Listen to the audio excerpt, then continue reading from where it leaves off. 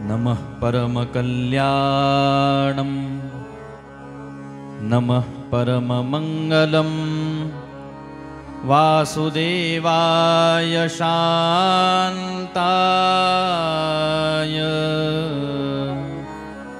यदूनां पतये नमः।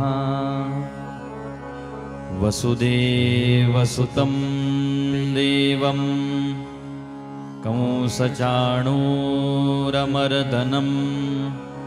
देवकी परमानन्दं कृष्णं वन्दे जगद्गुरुं। कृष्णाय वासुदेवाय हरये परमात्मने प्रणतक्लेशनाशाय गोविन्दाय नमो नमः। विश्वसर्गविसर्गादि नवलक्षणलक्षितं श्रीकृष्णाख्यं परन्धामं जगद्धाम नमामि तत्। प्रह्लादनारदपराशरपुण्डरीक व्यासाम्बरीशशुकशौनकभीष्मदाल्भ्यान् रुक्माङ्गदार्जुनवसिष्ठविभीषणादीन् पुण्यानिमान् परमभागवतान् नमामि। यं प्रव्रजन्तमनुपेतमपेतकृत्यं द्वैपायनो विरहकातर आजुहाव। पुत्रेति तन्मयतया तरवोऽभिनेदु त्वं सर्वभूतहृदयं मुनिमानतोऽस्मि। गोपालकृष्ण भगवान की जय। श्री शुकदेव भगवान की जय।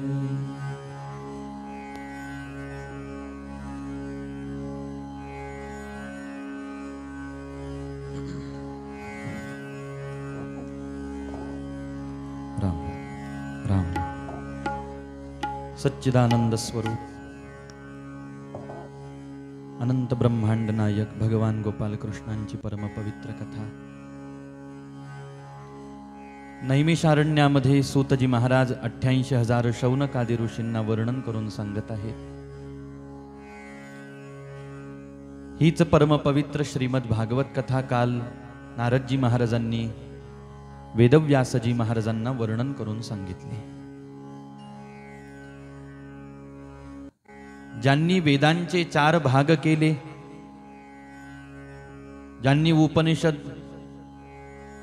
17 पुराणांची रचना केली, 18व्या क्रमांकावरती श्रीमद भागवत नंतर लिहिलं, पण अगोदर 17 पुराणांची रचना झालेली आहे। महाभारतासारखा अलौकिक ग्रंथ वेदव्यासजी महाराजांनी लिहिला, ज्यामध्ये भीष्म पर्वामध्ये गायन केली जाणारी श्रीमद भगवत गीता ही वेदव्यासजी महाराजांनी ग्रथित केली, लिहिली आपल्या स्वतःच्या हाताने। आणि महाभारताचं अलौकिक महात्म्य आहे। सामान्य मनुष्याच्या जीवनामध्ये 4ही पुरुषार्थांची सिद्धी कशा पद्धतीने करून घेतली पाहिजे याची शिकवण आपल्याला सनातन वैदिक हिंदू संस्कृतीचे जे इतिहास ग्रंथ मानलेले आहेत त्या इतिहास ग्रंथामधून प्राप्त होते। आणि आपल्या सनातन वैदिक हिंदू संस्कृतीचे 2 इतिहास ग्रंथ आहेत. त्यापैकी पहिला इतिहास ग्रंथ आहे रामायण, जे महर्षी वाल्मिकांनी लिहिलेलं आहे. नंतर रामायण अनेक भक्तांनी लिहिलं. रामायणाच्या अनेक प्रती नंतर तयार झाल्या. प्रत्येक भक्तांनी आपापला भाव आपापल्या पद्धतीनुसार मूळ रामचरित्राला कोणत्याही प्रकारचा धक्का लागू न देता आपापल्या भावानुसार भक्तीनुसार रामचरित्राची रचना केलेली आहे, ज्यामध्ये अनेक रामायण आहेत. रामायणाचा विस्तार सांगत असताना शतकोटी प्रविस्तरम 100 कोटी श्लोकांमध्ये रामायणाचा विस्तार आहे. पण मूळ रामायणाचा विचार केला तर मूळ रामायण हे महर्षी वाल्मिकांनी लिहिलेलं आहे, जे ब्रह्मदेवांच्या प्रेरणेने, जे नारदजी महाराजांच्या प्रेरणेने महर्षींनी लिहिलेलं आहे. बऱ्याच रामायण ग्रंथामध्ये काही कथानक मूळ रामायणामध्ये आपल्याला पाहायला भेटत नाही. तेच कथानक आपल्याला तुलसी रामायणामध्ये पाहायला भेटतात.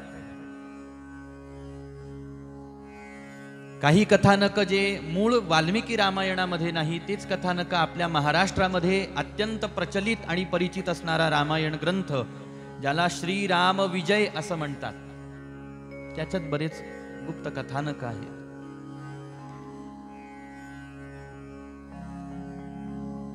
मग कोणतं खरं आहे आणि कोणतं खोटं आहे असाही प्रश्न, अशीही शंका मनामध्ये येण्याची शक्यता आहे. आज जेवढे रामायण ग्रंथ उपलब्ध आहेत, ज्याचे लेखक प्राचीन कालावधीमध्ये होऊन गेले, जे फार मोठे तपस्वी होऊन गेले, साधू होऊन गेले, स्वतः महान भक्त होऊन गेले, त्यांच्या लेखणीवरती आपण अविश्वास दाखवू शकत नाही. का दाखवू शकत नाही याचं एक सामान्य उदाहरण पाहायचं जर का झालं आपल्याला, तर स्वतः तुलसीदासजी महाराजांनी लिहिलेल्या रामायणावरती हनुमंतरायांनी आपले हस्ताक्षर दिलेले आहेत. हे रामायण प्रमाणित आहे. याचंच एक सगळ्यात मोठं प्रमाण हनुमंतरायांची स्वाक्षरी आहे, सही आहे. असा रामायण ग्रंथ. आणि दुसरा इतिहास ग्रंथ आहे श्री महाभारत. महाभारताच्या संबंधामध्ये माऊली ज्ञानोबाराय महाभारती जे नाही ते नोहेची लोकेतिही येणे कारणे मणिपे पाही व्यासोच्छिष्ट जगत्रय असं वर्णन केलंय महाभारताच्या संबंधामध्ये. मध्ययुगीन कालावधीमध्ये किंवा मध्ययुगीन युगही म्हणायची आवश्यकता नाही, मध्यंतरीच्या कालखंडामध्ये महाभारताच्या संबंधामध्ये एक फार मोठा अपप्रचार झाला की महाभारत ग्रंथ आपल्या घरामध्ये कोणीच ठेवू नये. महाभारत ग्रंथ ज्याच्या घरामध्ये राहील त्याच्या घरामध्ये सुद्धा वादविवाद, भांडण, तंटा, युद्ध झाल्याशिवाय राहणार नाही. मुळामध्ये हा अपप्रचार आहे असं काहीच नाही. असं बऱ्याच माणसांनी ऐकलं आणि महाभारत ग्रंथ आपल्या घरामध्ये ठेवणं माणसांनी बंद करून टाकलं. इतकंच नाही तर लोकांनी महाभारत ग्रंथ वाचन करणं सुद्धा सोडून दिलं. तर आता महाभारताची प्रत प्रकाशितच करायला कोणी तयार नाही. विचार करा, एखादा ग्रंथ लुप्त कसा होतो? कोणी त्याला वाचणारच शिल्लक राहिलेलं नसतं. आणि आपल्या शहराचा विचार केला, सिल्लेखाना परिसरामध्ये जे शासकीय वाचनालय आहे, तिथं ज्या वेळेला माझं जाणं झालं, लायब्ररी जॉईन केली आणि ते सगळे लावलेले आहेत तिथं पुस्तकं. धर्मग्रंथ सुद्धा आहेत आणि व्यावहारिक जे आधिभौतिक शिक्षण घेणारी मुलं आहेत ते सुद्धा तिथं येतात. आता धर्मग्रंथ वाचणारे तिथं कमी येतात. तिथं बाकी स्पर्धा परीक्षा वगैरे हे जे काही विद्यार्थी आहेत ते तिथं बसलेले आहेत. मी शोधत होतो आपल्या कामाचे कुठले ग्रंथ आहे, आणि महाभारतावरती डोळा गेला. अगदी खालच्या रकान्यामध्ये महाभारत ठेवलेलं आहे, ज्याची सगळी बाइंडिंग जी आहे ती पूर्ण ढिली झालेली आहे आणि धुळीनं माखलेलं आहे. तर त्याला पाहून असं वाटत होतं की कित्येक वर्ष झाली असतील याला कोणी हात लावून पाहिलं नाही. याच्या आत काय आहे? जो आपल्याला धर्म शिकवणारा ग्रंथ आहे, आपल्या सनातन वैदिक संस्कृतीचा समग्र इतिहास ज्याच्यामधून आपल्याला दर्शन होतं ज्याचं, असा ग्रंथ. आणि मग आपणही तो ग्रंथ मागवावा म्हणून काही प्रकाशन संस्थेशी फोनवरती बोलणं झालं की मला हा ग्रंथ उपलब्ध होऊ शकतो का. त्यांनी सांगितलं, म्हटले महाराज हा ग्रंथ आता आम्हाला छापणं सुद्धा परवडत नाही. म्हटले तुम्ही आम्हाला ऑर्डर देताल एका प्रतीची, तुमच्या तेवढ्या एकासाठी आम्हाला ते मशीन चालू करणं ते सगळ्या भानगडी त्याचे काही असल. अजून तुम्ही कोणी तुमच्यासोबत माणसं तयार होत असतील तर पहा. पण आता याच्यामध्ये असं झालं की गोरखपूर गीता प्रेस यांनी 6 खंडामध्ये आता मूळ श्लोकांसहित अर्थासहित महाभारत छापून प्रकाशित केलेलं आहे. ती हिंदी भाषेमध्ये आहे. एका बाजूला संस्कृत श्लोक, दुसऱ्या बाजूला हिंदी अनुवाद आहे. ते 6 खंडातलं आहे. आणि मराठीचा विचार केला तर आता 2 वर्ष अगोदर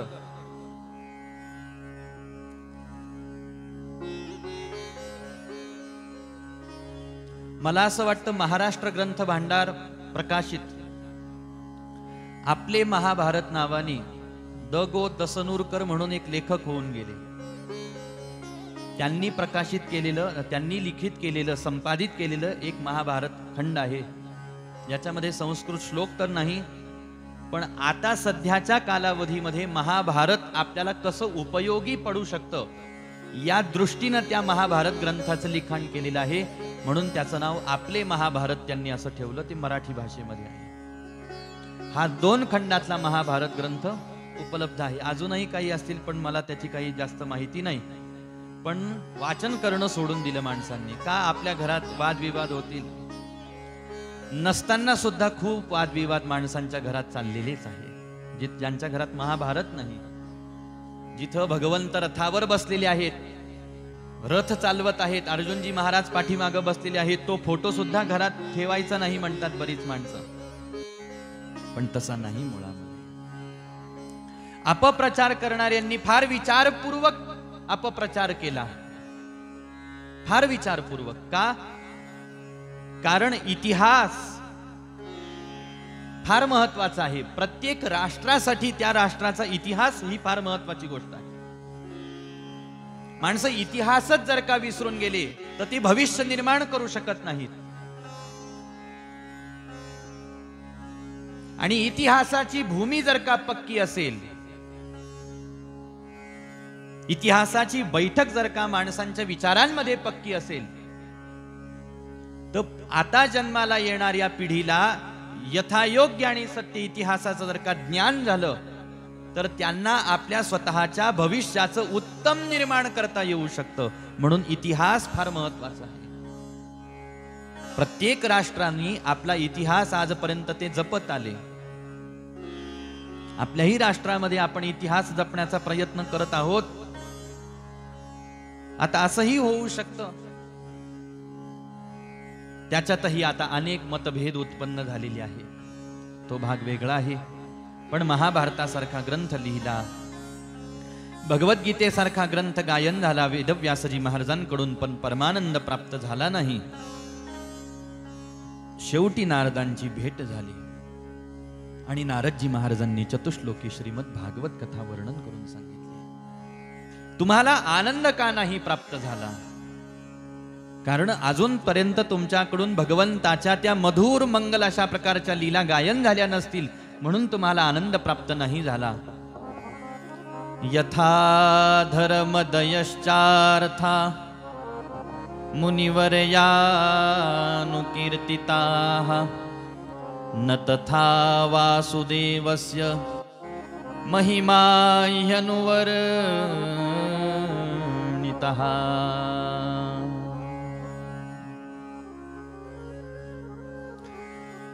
हे पहा वेदव्यासजी महाराज, भगवंताची तुमच्यावरती फार मोठी कृपा आहे की भगवंताच्या कृपेतून नवे नवे तुम्हीच स्वतः भगवंताचे कलावतार आहात, हे तुम्हाला विसरून चालणार नाही. पण एक गोष्ट आता मला तुमच्या समोर सांगावी अशी वाटते आहे की ज्या मनुष्याला ज्याला सुंदर वाणी प्राप्त झालेली आहे, ज्याच्या वाणीला रस प्राप्त झालेला आहे, अलंकार प्राप्त झालेला आहे, भाव प्राप्त झालेला आहे, त्या मनुष्याने आपल्या वाणीनं इतर व्यर्थ बडबड करण्यापेक्षा भगवंताच्या सुंदर चरित्राचं वर्णन केलं पाहिजे. तर त्याच्या वाणीला शोभा आहे, तर त्याची वाणी पवित्र मानली जाते. आणि एखाद्याच्या वाणीला किती जरी सुंदर रस प्राप्त झालेला आहे, भाव प्राप्त झालेला आहे, अलंकार प्राप्त झालेले आहेत, पण ती वाणी भगवंताचं नाम गायन करणारी नाही, त्या वाणीतून भगवंताचं यश, कीर्ती, महती गायन होत नाही, मग दुसऱ्या अंगाने ती कितीही अलंकाराने युक्त असली तरी सुद्धा परमहंसांना ती वाणी आवडत नाही. परमहंसांना त्या वाणीचं बोलणं आवडत नाही. याचा अर्थ असा आहे की आपल्याला भगवंतानी जी शक्ती आणि जे सामर्थ्य दिलेलं आहे, त्या सामर्थ्याचा उपयोग भगवंताचं गुणानुवाद आपल्याकडून कशा पद्धतीनं होईल याच्यासाठी झाला पाहिजे. डोळे मिळालेले आहेत, तर या डोळ्यांनी भगवंताला कसं पाहता येईल याच्यामध्ये डोळ्यांची सार्थकता आहे. कान मिळालेले आहेत, कानांना श्रवणशक्ती मिळालेली आहे, तर मला सतचर्चा, चांगलं ऐकायला कसं भेटेल याच्यामध्ये कानाची श्रवणशक्तीची कृतार्थता आहे. वाणी आपल्याला प्राप्त झालेली आहे, तर वाणीतून भगवंताचं गुणकीर्तन आपल्याला कसं करता येईल याच्यामध्ये वाणीची सार्थकता आहे. म्हणून तद्वाग विसर्गो जनताघ विप्लवो, नारदजी महाराज वेदव्यासजी महाराजांना सांगताना म्हणतात.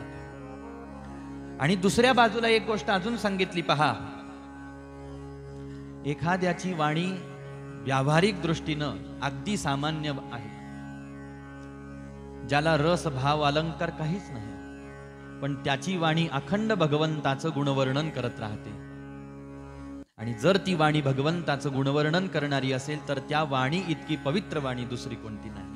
न यद्वचश्चित्रपदं हरिर्यशो जगत पवित्रं प्रगृणीत कर्हिचित तद्वा यशं तीर्थमुशन्ति मानसा न यत्र हंसा निरमन्त्यु शिक्षयाः.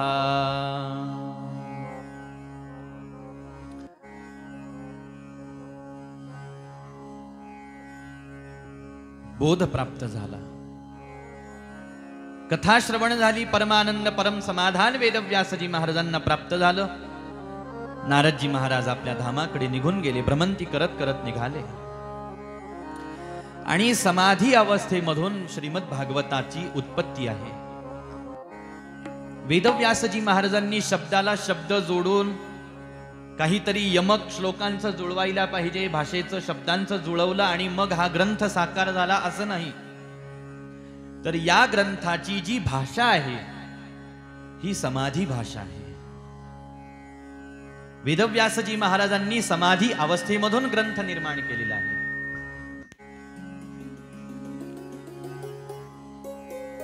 ज्या वेळेला लिखाण झालं त्यावेळेला वेदव्यासजी महाराजांना परम आनंदान इथं वाणीची सार्थकता झाली. येथे व्यासांची वाणी सार्थक हरिगुण गावोनी शास्त्र पुराणे मुकुटमणी परम प्रेमामृत जननी. आणि तेच सत्शास्त्र शुकदेवजी महाराजांना काल वर्णन करून सांगितलं, अध्ययन केलं शुकदेवांनी विधीपूर्वक आपल्या वडिलांच्या सान्निध्यामध्ये, सद्गुरूंच्या सान्निध्यामध्ये. ससंहितां भागवतीं कृत्वा नुक्रम्य चात्मजं शुकमध्यापयामास निवृत्ती निरतं मुनिः. इथं पुन्हा एक वेळेला श्रीमद भागवताचं महात्म्य प्रगट होतं. ते कसं? तसं पाहिला गेलं तर शुकदेवजी महाराज ब्रह्मलीन अवस्थेमध्ये आहेत. ज्यांना आता जन्माला येऊन साधना करून, भक्ती करून, तप करून काहीतरी आता परमपद प्राप्त करून घ्यायचं आहे किंवा घेण्याची आवश्यकता आहे, अशी अवस्था शुकदेवजी महाराजांची नाही. शुकदेवजी महाराज हे स्वयंसिद्ध महात्मे आहे. आपण स्वयंसिद्ध नाही. काही भक्त, काही साधक आणि काही सिद्ध अशी आहेत जे स्वयंसिद्ध असतात. ज्यांना आता जन्माला आल्यानंतर कोणत्याही प्रकारची साधना करायची आवश्यकता नाही, तप करायची आवश्यकता नाही, अनुष्ठान करायची आवश्यकता नाही. कारण आता त्यांना हे सगळं करून कुठं पुढं जायचंच नाही. महाराज ते तिथं अगोदरच पोहोचलेले आहेत. शुकदेवजी महाराज असे ब्रह्मलीन महात्मे होते. पण अशा ब्रह्मलीन महात्म्याचं अंतःकरण पूर्ण निवृत्त झालेलं आहे किंवा निवृत्ती दशेला प्राप्त झालेलं आहे.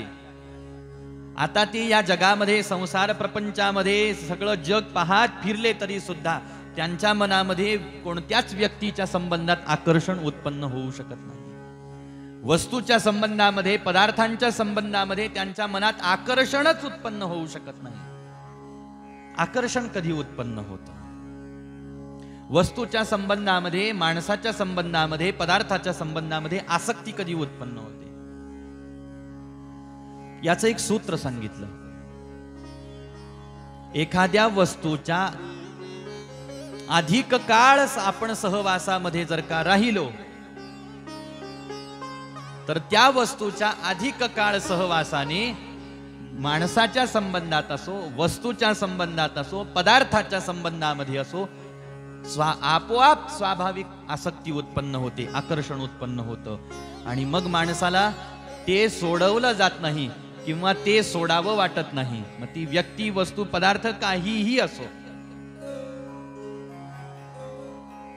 आपलं राहतं घर जरी आपल्याला कोणी सोडायला सांगितलं आणि दुसरं घर देतो आहे असं जरी आपल्याला या क्षणाला सांगितलं तरी चटकन आपलं मन लगेच तयार होत नाही. का? कारण जेवढा काळ आपण त्या घरामध्ये निवास केलेला आहे तेवढ्या काळाच्या परिणामाने त्या जागे संबंधातली आसक्ती आहे, आकर्षण उत्पन्न झालेलं आहे. तसंच माणसांच्या संबंधात आहे. ज्या वेळेला आपण कोणाशी नवीन व्यक्तीशी भेटतो, सुरुवातीला पहिल्यांदा भेटतो त्यावेळेला काहीच ताळमेळ नसतो. पण जरासा काळ, जरासा वेळ माणसांच्या सहवासामध्ये जर का आपण व्यतीत केला, घालवला, तर आपोआप आसक्ती उत्पन्न होते. आपण म्हणतो, अरे तुमचे आमचे विचार तर जुळतात, तुमचे आमचे स्वभाव तर जुळतात, तुमचे आमचे मन तर किती जुळतात. ते जुळले पण नसते हो, पण आपला सहवास झाला ना, म्हणून हे सगळं झालं. आता शुकदेवजी महाराजांचा विचार केला तर शुकदेवजी महाराज आसक्ती उत्पन्न त्यांच्यामध्ये पाहिला गेलं तर ते किती जरी काळ एखाद्याच्या सहवासात थांबले तरी आसक्ती उत्पन्न होऊ शकली नसती. पण तरी कुठंतरी थांबावं हा त्यांचा स्वभावच नव्हता.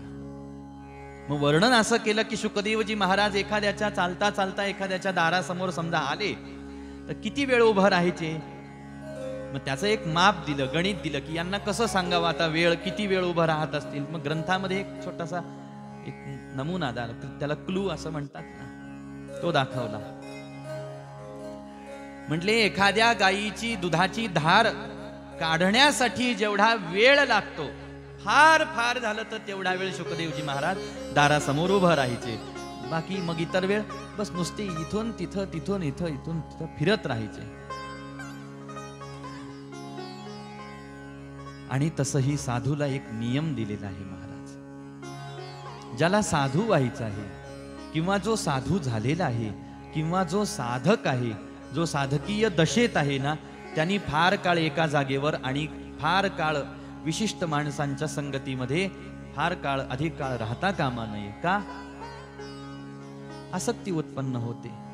म्हणून साधूनं कसं राहावं त्याचा न्याय सांगत असताना सांगितलं की बहती गंगा और चलता साधू. ही गंगा जशी एका ठिकाणावरती थांबते का? थांबते का? नाही महाराज. गंगा अखंड वाहत राहते. तसं साधून त्या गंगेसारखं सतत भ्रमंती करत राहावं, इथून तिथं, तिथून तिथं, तिथून तिथं. आता साधून भ्रमंती करावी, फिरत राहावं असं म्हणण्यामध्ये दोन साधूंचं फिरणं पुन्हा डोळ्यासमोर येतं.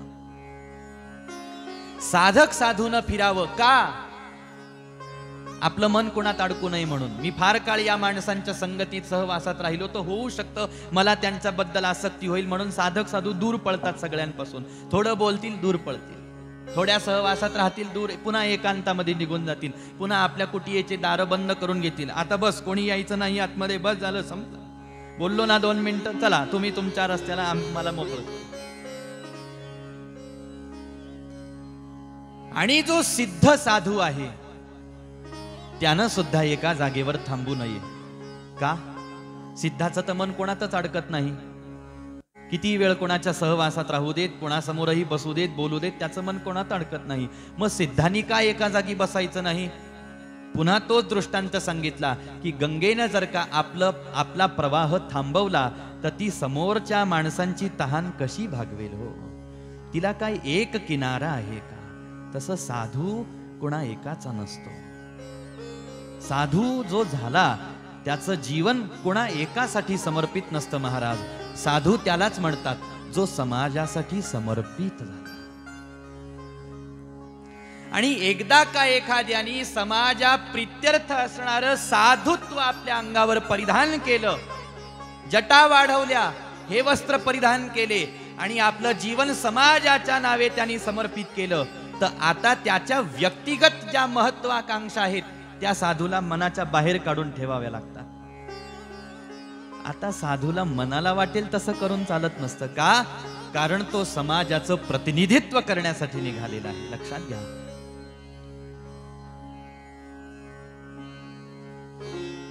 रस्त्याने जाताना मला वाटलं अरे वा किती छान पाणीपुरीचा गाडा आहे, इथून कथा करायची. आणि तिथं जाऊन थांबलं तर चालेल का? नाही महाराज. का? याला कारण आहे.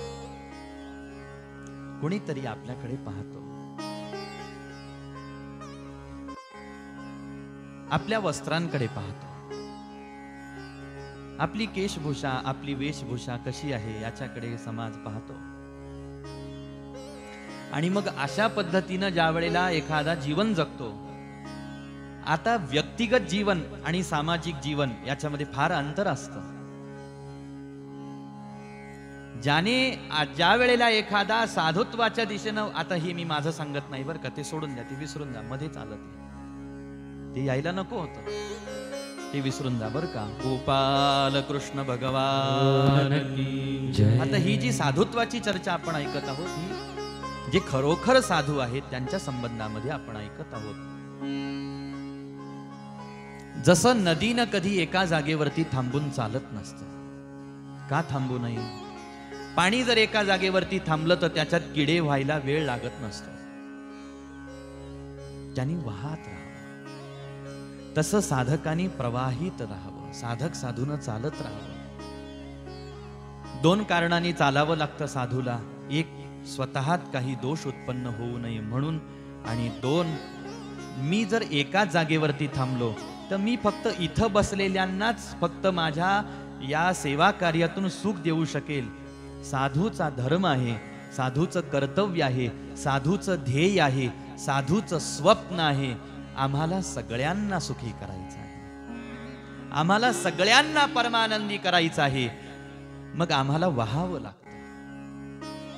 असं कोण म्हणतं? साधू म्हणतात. कारण या जगात भरपूर तहानलेले भुकेले माणसं आहेत, त्यांची तहान भागवणारं कोण आहे? गंगा आहे, नदी आहे. आणि नदीच्या काही अंतरावरती गेलं की प्रत्येक किनाऱ्यावरती एक गाव आहे, वस्ती आहे. कुठं छोट्या छोट्या छोट्या वस्त्या आहेत, काही ठिकाणी मोठी गावं आहेत, काही ठिकाणी मोठमोठाले शहरं आहेत. साधूला ते सगळं पाहावं लागतं, पण कुठं थांबावं लागत नाही किंवा कुठं थांबता येत नाही. अरे वा, शहर लागलं, आता आपण इथं मस्त घर बांधू, आता मस्त इथंच राहू, शहराचं वातावरण, वा वा वा, काय शोभा, काय ते भोग, काय तो विलास. तो साधूसाठी नाही. तू निघालेला आहेस बाबा, तू तिथं राहण्यापेक्षा तुझ्या सोबत असलेल्यांना घेऊन पुढे निघावं लागतं. अशा पद्धतीनं हा सगळा विषय. म्हणून शुकदेवजी महाराजांची भ्रमंती त्याही कारणाने आहे. आणि पहा, अजून एक गंमत अशी आहे, शुकदेवजी महाराजांसारखा जो परमहंस असतो त्याने असं समाजात फक्त फिरत राहावं, फक्त फिरावं. त्याला नुसतं चालताना जरी एक समाजाने पाहिलं तरी समाजाचे पातक नाहीसे होतात. नुसतं परमहंस साधूला रस्त्याने जाताना पाहावं महाराज. परमहंस साधूला कुठंतरी बसलेला आपल्याला तो साधू दिसावा. जरासा काळ आपल्याला त्याच्या संगतीमध्ये व्यतीत करता यावा. म्हणून काल आपण दत्त जन्माचं जे पंचपदीचं भजन चाललेलं होतं संध्याकाळी, त्याच्यामध्ये एक सुंदर भजन आहे महाराज. त्या भजनामध्ये ही प्रार्थना केली आहे की असा जो परमहंस आहे, असा जो योगीराज आहे दत्तप्रभूंसारखा,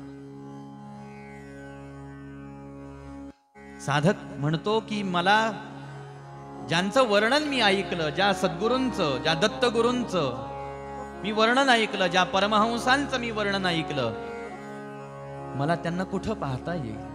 माझे डोळे सतत त्यांना शोधण्याचा प्रयत्न करतात. श्रीमद वासुदेव ध्यानी मनी भरला तो योगीराज मी पाहिन कधी नयनी. तो कसा आहे? जितेंद्रिय महाराज ज्ञानी. तो असा आहे, पण काय करू, मला कळतच नाही, तो मला दिसतच नाही. आणि मग माझ्या मनात प्रश्न येतो, बसला कोठे दिव्य समाधी लावूनिया विपिनी. भो गुरुवरा परमहंसा दाविसी केव्हा चरण सरोदे तू आपुल्या दासा. अशी आस धरुनी पोटी बसले निर्भय मानस बालक द्यावी तया भेटी. प्रार्थना केली की नाही? तुम्ही अशी आहात, जितेंद्रिय महाराज ज्ञानी बसला कोठे दिव्य समाधी लावून या विपिनी. मला तुम्ही दर्शन द्या, माझ्या समोर या हो. मी तुमच्याबद्दल ऐकतो त्यावेळेला. आणि काल सुंदर फार आनंदाचा दिवस महाराज, दत्तप्रभूंचं प्रागट्याचा दिवस, परम मंगल पर्व काळ. दत्त अवताराचं वैशिष्ट्य फार विलक्षण आहे. आणि दत्तप्रभू तर एका जागेवरती नाही महाराज, दिवसभरातून 3-3 ठिकाणं दत्तप्रभूंचे. जो माहूरपुरी शयन करी सह्याद्रीचे शिखरी निवसे गंगेचे स्नान करी. आता हा सकाळचा उपक्रम झाला. सकाळ मला कळालं की हे रात्रीला माहूरमध्ये दत्त शिखरावर शयन करायला जातात अनुसूया मातेच्या सान्निध्यात. म्हणून मी धावत पळत तिथपर्यंत जाऊन पोहोचतो मला कळालं ते गेले गंगा स्नानाला. मी तिथं गंगा स्नानाला पळत पळत जातो मला कळालं दुपारची वेळ झाली. भिक्षा कोल्हापुरी आले, कोल्हापुरामध्ये भिक्षा करायला महाराज. असे एका ठिकाणी राहतात का हे परमहंस? एका ठिकाणी यांचं काही ठाव आहे का? नाही महाराज. पण एक गोष्ट लक्षात आहे बर का, आपण फक्त महापुरुषांना पाहण्याचा ध्यास मनात घेतला पाहिजे. आपण फक्त परमहंसांना, संतांना, साधूंना फक्त मला ते भेटावेत. देव असो का संत साधू सद्गुरू असो का दत्तप्रभूंच्या संबंधामध्ये वर्णन असल्यामुळे हा दत्तप्रभूंचं वैशिष्ट्य काय आहे? साक्षात नारायणांचे अवतार आहेत, म्हणजे परमात्मा आहे. पण देव म्हणून या जगामध्ये राहत नाही, साधू म्हणून राहतात, सद्गुरू म्हणून राहतात. म्हणून आपण त्यांना गुरुदेव दत्त असं म्हणतो. सद्गुरू होऊन राहतात. आणि म्हणून हे जे शुकदेवजी महाराजांच्या संबंधामधलं जसं परमहंस वृत्तीचं वर्णन आहे, तेच वर्णन दत्तप्रभूंच्या संबंधातलं सुद्धा आहे. दत्तप्रभू सुद्धा अशा अवधूत वेशामध्ये भ्रमंती करतात. भेटले पाहिजे महाराज ते संत. मिले कोई ऐसा संत फकीर, मिले कोई ऐसा संत फकीर, पहुंचा दे भव नदिया के तीर, पहुंचा दे भव नदिया के तीर, पहुंचा दे भव नदिया के तीर. मिले कोई ऐसा संत फकीर, मिले कोई ऐसा संत फकीर, पहुंचा दे भव नदिया के तीर, पहुंचा भव नदिया के तीर, पहुंचा भव नदिया के तीर. मिले कोई ऐसा संत फकीर जो पहुंचा दे भव नदिया के तीर. आणि मग हे तर एका ठिकाणी थांबत नाहीत, सतत पुढं वाटचाल करत राहतात. पण तरी सुद्धा अशा शुकदेवजी महाराजांचं चित्त कुणाकडे आकर्षित झालं तर उत्तर दिलं श्रीमद भागवताच्या श्लोकांकडे आकर्षित झालं. समाधी अवस्थेमध्ये शुकदेवजी महाराज वर्णन आलं. विद्यार्थ्यांनी श्लोक गायन करायला सुरुवात केली आणि शुकदेवजी महाराजांची समाधी तुटून गेली. श्लोकांनी समाधी लागायला पाहिजे का समाधी तुटायला पाहिजे? ध्येय काय आहे बरं सगळ्यांचं? स्वस्वरूपामध्ये आपण एकाग्र झालो पाहिजे, अर्थात समाधी अवस्था. मग ही समाधी तसं पाहायला गेलं तर अष्टांग योगामध्ये समाधी हे मुख्य अंग वर्णन केलेलं आहे. समाधीचं वर्णन त्या ठिकाणी येतं. आणि त्याच्यासाठी काय काय करावं लागतं? यम आहे, नियम आहे, आसन आहे, प्राणायाम आहे, प्रत्याहार आहे, धारणा आहे, ध्यान आहे आणि मग समाधी आहे. सहजासहजी समाधी कोणाला लागू शकत नाही. आणि एखाद्याला हुकून चुकून समाधी लागली त्याच्या प्रयत्नांनी सायासानी तर ती फार काळ टिकून राहू शकेल असं काही नसतं. एक क्षण जरी एखाद्याला समाधी अवस्था मिळाली ना, परमसुख होतं महाराज, परमानंद प्राप्त होतं. आणि मग ती एका क्षणापुरती असते, ती नंतर तुटून समजा गेली एखाद्या वेळेला एखाद्या साधकाची योग्याची, की मग त्याचं मन तळमळ करायला लागतं, चित्त तळमळ करायला लागतं. त्याला सुखाची चटक लागते, त्याला त्या अवस्थेची चटक लागते. आणि मग तिथून ती तळमळ सुरू होते की पुन्हा समाधी मला लागली पाहिजे, पुन्हा समाधी लागली पाहिजे, लागली पाहिजे, लागली पाहिजे. अहो पण सोपं नाही. असे समाधीच्या संबंधामध्ये बराच मोठा विषय आहे. इथं शुकदेवजी महाराज स्वयंसिद्ध समाधी अवस्थेमध्ये आहेत. पण श्लोक ऐकले आणि शुकदेवजी महाराजांची समाधीच तुटून गेली. याला कारण काय?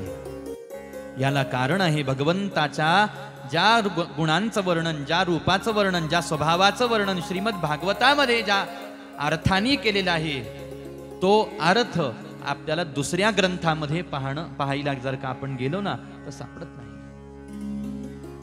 कृष्ण चरित्र काय फक्त भागवतात आहे का हो? महाभारतामध्ये सुद्धा कृष्ण चरित्र वर्णन केलेलं आहे. ज्याचाच एक वेगळा पुन्हा लघु ग्रंथ तयार झाला, ज्याला हरिवंश पुराण असं म्हणतात. याच्यात काय आहे? भगवंताचं, प्रभू श्री हरीचं, परमात्मा भगवान गोपाल कृष्णांचं चरित्र आहे. मग अगोदरच जर भगवंताचं चरित्र महाभारत इत्यादी ग्रंथामधून देवी भागवतात सुद्धा भगवंताचं वर्णन आहे. मग जर या अगोदरच्या ग्रंथामध्ये कृष्ण चरित्राचं वर्णन करून झालेलं होतं तर भागवतात वेगळं काय सांगितलं त्यांनी? काही नवीन कथा सांगितल्या का? भागवतात तेच कृष्ण चरित्र सांगितलं, परंतु ज्या अर्थाने वर्णन केलेलं आहे भागवत, फरक त्या अर्थाचा आहे. आता पुराणांच्या संबंधामध्ये अजून एक गोष्ट सगळ्यांनी लक्षात ठेवायची आहे बरं का. कोणताही ग्रंथ आपण वाचत असताना, कोणताही ग्रंथ ऐकत असताना, कोणत्याही ग्रंथाला समजून घेत असताना त्या ग्रंथाचा हेतू काय आहे, त्या ग्रंथाचं प्रयोजन काय आहे, त्या ग्रंथाचा उद्देश काय आहे, तो अगोदर लक्षात घेतला पाहिजे. आणि जवळपास ग्रंथांमध्ये आपल्याला ग्रंथ वाचायला आपण जर का घेतला ना, तर त्याचं जे हेतू आहे, ध्येय आहे, उद्दिष्ट आहे, ते अगोदर नमूद केलेलं असतं की हा ग्रंथ कशासाठी आहे. आणि जसा उद्देश असतो, जसा हेतू असतो, जसं प्रयोजन असतं, त्याच पद्धतीनं त्याच्या अर्थाची संगती लावलेली असते. ग्रंथाच्या अर्थाची संगती त्या पद्धतीनं लावलेली असते. तसं भागवतामध्ये जे कथानक आहे ते अन्यही पुराणांमध्ये आपल्याला उपलब्ध होऊ शकतात, याच्यामध्ये वाद कोणताच नाही. आणि अन्य पुराणांमध्ये वर्णन केलेलं कृष्ण चरित्र भागवतात सुद्धा आहे. फरक कुठं पडतो? फरक पडतो त्याच्या लिखाणाच्या उद्दिष्टामध्ये, प्रयोजनामध्ये, ध्येयामध्ये फरक आहे. आणि त्याच्यातून साकार होणाऱ्या भागवताच्या अर्थात फरक आहे. काल आपण ग्रंथाला सुरुवात करत असताना श्लोक गायन केला, जो प्रथम स्कंदाचा दुसरा श्लोक, धर्म प्रौज्जित कैतवोत्र परमो निर्मत्सराणाम सताम वेद्यम वास्तवमत्र वस्तु शिवदम तापत्रयोन्मूलनम. या मृत्यूलोकामध्ये जन्माला आलेल्या स्वयंसिद्ध जे महात्मे परमहंस साधू आहेत, त्यांना प्रिय असणाऱ्या निर्मत्सर अशा विशेष धर्माचं वर्णन या ग्रंथामध्ये आहे. विशेष धर्माचं, ज्याच्यामध्ये मोक्षापर्यंत कोणत्याही प्रकारची सांसारिक कामना नाही, कोणत्याही प्रकारची सांसारिक वासनाच नाही. महाराज, निर्मत्सर अशा प्रकारचा विशेष धर्म. मग कोणी म्हणेल तो धर्म काय आहे? या जगतामध्ये धर्माचं स्वरूप फार विस्ताराने आहे.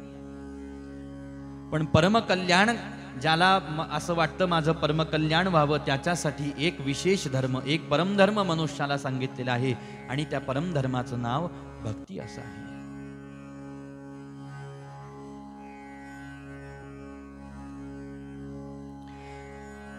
ही भक्ती जर का आपल्या अंतःकरणामध्ये, किंवा हा भक्तिरूपी परमधर्म आपल्या अंतःकरणामध्ये मृत्यूच्या अगोदर उत्पन्न झाला नाही, भगवंताच्या संबंधामध्ये प्रगाढ भक्ती जर का आपल्या मनामध्ये उत्पन्न झालीच नाही, तर जीवनभर आपण कितीही धर्मपालन केलं तरी सुद्धा ते धर्मपालन व्यर्थ होत असतं. धर्मस्वनुष्ठितः पुंसां विश्वक्सेन कथासुयः नोत्पादयेद्यतिरतिं श्रम एव हि केवलम्. म्हणून अंतःकरणामध्ये ध्येय काय आहे श्रीमद भागवत ग्रंथाचं? हेच ध्येय आहे महाराज. भक्ती, ज्ञान, वैराग्य जागृत होणे. वासुदेवे भगवती भक्तियोग प्रयोजितः जनयत्याशु वैराग्यम ज्ञानंच यदहैतुकम्. आणि म्हणून श्रीमद भागवताचं लिखाण झाल्यानंतर, किंवा जे वर्णन श्रीमद भागवतामध्ये आलं, जे कथानक श्रीमद भागवतामध्ये आले, जी उपकथानक आले, काही आख्यान आले, राजा महर्षींचे चरित्र आले, काही राजर्षींचे, काही महर्षींचे, काही भक्तांचे चरित्र आले, भगवंताच्या अवतारांचं वर्णन आलं, मन्वंतरांचं वर्णन आलं. असे सगळे काही विषय आहेत महाराज भागवताचे. हे सगळे कोणत्या अर्थाने लिहिले, याचं उत्तर जर का पाहिजे असेल तर एकाच अर्थाने लिहिले की हे ऐकल्यानंतर जीवाच्या अंतःकरणाला, श्रवण करणाऱ्या कलियुगातल्या माणसाच्या, श्रोत्याच्या अंतःकरणाला कुठंतरी ही जाणीव झाली पाहिजे की बस, मला सुद्धा भगवंताच्या चरणावरती माझं जीवन समर्पित करायचं आहे. मला सुद्धा या असार अशा प्रकारच्या संसार प्रपंच दुःखरूप अशा संसारातून मला बाहेर पडून त्या परमानंदापर्यंत जाऊन पोहोचायचं आहे. हे जे ध्येय आहे, ही जी धारणा आहे, ती प्रत्येक श्रोत्याच्या हृदयामध्ये स्थापन व्हावी आणि कलियुगामध्ये त्याचा भक्तिमार्ग प्रशस्त व्हावा, याच्यासाठीच भागवत. आणि त्याच अर्थाने भागवताची संगती आहे. आणि त्याच्यासाठी 10 लक्षणांनी श्रीमद भागवत लिहिलेलं आहे. 10 लक्षणांनी श्रीमद भागवत युक्त आहे. हे भागवत कसं आहे? विश्वसर्ग विसर्गादि नवलक्षण लक्षितम श्रीकृष्णाख्यम परंधामम जगद्धाम नमामि तत्. या भागवतामध्ये 10 लक्षणं आहेत. कोणकोणती लक्षणं आहेत? अत्र सर्गो विसर्गश्च स्थानं पोषणमूतयः मन्वंतरेशानुकथा निरोधो मुक्तिराश्रयः. याच्यामध्ये सर्ग हे एक लक्षण आहे, विसर्ग हे एक लक्षण आहे, स्थान हे एक लक्षण आहे, पोषण हे एक लक्षण आहे, ऊती हे एक लक्षण आहे, मनवंतर हे एक लक्षण आहे, ईशानुकथा हे एक लक्षण आहे, निरोध हे एक लक्षण आहे, आश्रय हे एक लक्षण आहे. आता त्या प्रत्येक लक्षणाचं स्वरूप काय आहे ते आपल्याला समजून घ्यायचं झालं तर आपला विस्तार आणखीन वाढेल.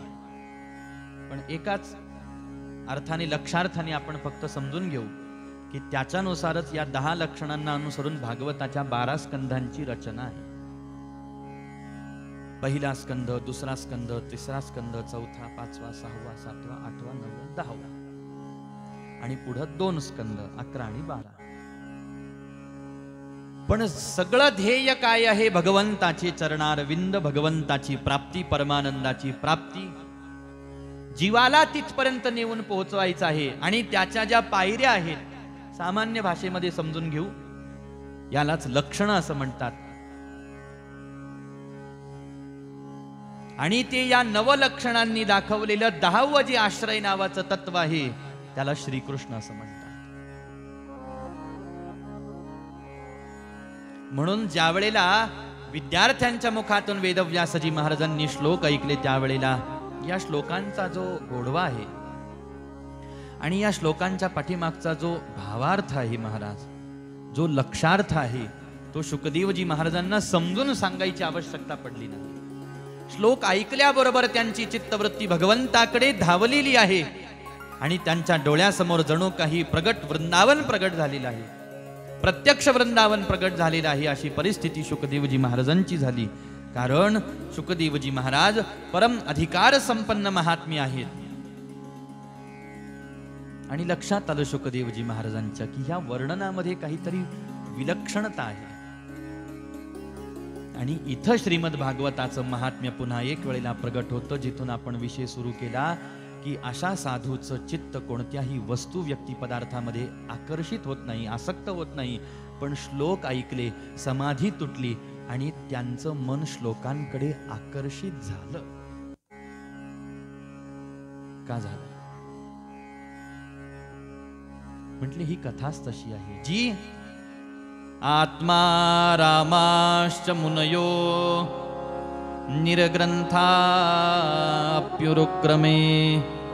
कुर्वन्त्य हैतुकीं भक्ति मिथ्यं भूत गुणो हरिः. की अशा शुकदेवजी महाराजांचं चित्त सुद्धा आपल्याकडे आकर्षित करून घेण्याचं सामर्थ्य या ग्रंथामध्ये आहे.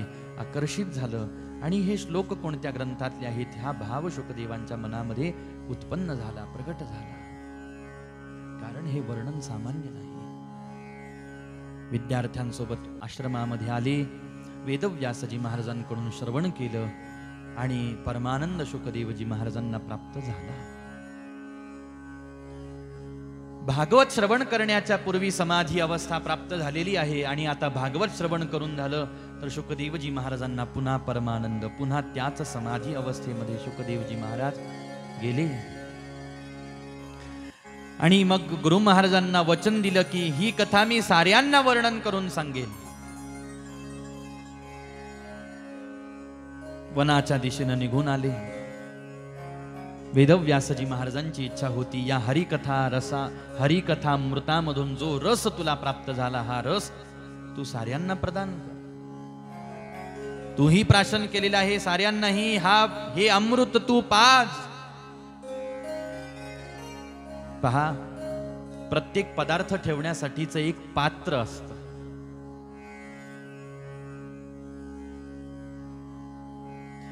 त्या पदार्थामुळे त्या पात्राची शोभा असते आणि पात्रामुळे पदार्थाची शोभा असते. आता हे माझ्यापेक्षा तुम्हाला चांगलं माहिती असेल, कारण स्वयंपाक तुम्ही करता. हे सांगायचं याच्यामुळे आहे की तुम्हाला प्रत्येक गोष्टीसाठी एक वेगवेगळं पात्र, म्हणून कढई कढई आहे, पातेलं पातेलं आहे, चमचा चमचा आहे, डबा डबा आहे, कुकर कुकर आहे. ही एवढं वेगवेगळं काय आहे? एकच गोलाकार अशा कुठल्या तरी प्रकारचं भांड सगळं त्याच्यातच करायचं जमतं का? जमायला सगळं जमतं. अशी पुष्कळ साधू महात्मे आजही पाहण्यामध्ये येतात. आता कुठं तीर्थक्षेत्रावर गेलं, कधी काही नर्मदा परिक्रमेला जाणं झालं तर आपल्याला कळतं साधू महात्मे कुटियेमध्ये राहतात. काय एवढा काय संसार बादली कोणी आणून दिली का त्यांना? पण भांड्याचं वैशिष्ट्य आहे असं आपण म्हणू. आता ह्याच विषयाला म्हणून जुन्या काळात जसं धातूचे भांडे होते, मग ते पितळेचे भांडे, तांब्याचे भांडे, हे ते काशाचे भांडे, आता स्टीलचे भांडे, त्याच्यातही आता प्लास्टिकचा जमाना, असा सगळा बदल होत गेला. पण भांड्यांचं वैशिष्ट्य असेल म्हणून तर हे सगळ्या गोष्टी असतील असं आपण म्हणू. आपला तो काही आत्ताचा मुख्य विषय नाही. पात्र असतं महाराज. एखादं समजा मद्याचं पात्र आहे, दारूचं, त्याच्यामध्ये सतत दारू ओतली जाते. त्याच्यामध्ये जर ते स्वच्छ किती धुतलं पुसलं पाण्याने त्याला स्वच्छ केलं आणि ते जर का गंगाजल ठेवण्यासाठी जर का आपण उपयोगामध्ये आणलं तर त्याचा काही उपयोग नसतो. त्या मद्यपानाच्या पात्रामध्ये जर का गंगाजल जरी आपण टाकलं तरी ते गंगाजल आपल्याला काही आता उपयोगाचं नाही. का? त्या पात्राचाच तेवढं ते दर्जा आहे महाराज खालचा, की त्याचा काही उपयोग होत नाही. जसा तसं ही सद्वस्तू काय आहे हे वेदव्यासजी महाराजांना माहित आहे. कारण मी याचा निर्माता आहे, मी याचा लेखक आहे आणि मी काय सद्वस्तू कलियुगातल्या माणसांसाठी निर्माण करून ठेवलेली आहे ते वेदव्यासजी महाराजांना माहित होतं. म्हणून अनाधिकारी, कुपात्र किंवा अपात्र, दोन प्रकारचे शब्द आहेत. एक अपात्र शब्द आहे, एक कुपात्र शब्द आहे. ही सद्वस्तू देण्यासाठी मला कोणीच पात्र दिसत नाही. सारे अपात्र जीव माझ्या डोळ्यासमोर आहेत आणि जे कुपात्र आहेत त्यांचा तर विषय सोडा महाराज. आता अपात्र मधला आणि कुपात्र मधला फरक कसा जाणून घ्यायचा बरं? अपात्र ते आहेत की मी ज्यांच्याकडे आशेनं पाहू शकतो पण देण्याचा विचार करू शकत नाही. आणि कुपात्र हे त्याच्याही खालच्या श्रेणीतले आहेत की ज्यांच्याकडे देण्याच्या विचाराने मी पाहू सुद्धा शकत नाही. त्यांच्याकडे विचार सुद्धा ज्यांच्याबद्दल करायचा नाही इतके निम्न श्रेणीतले ते आहेत, खालच्या स्तरातले. असं अनाधिकारी सरळ शब्दामध्ये.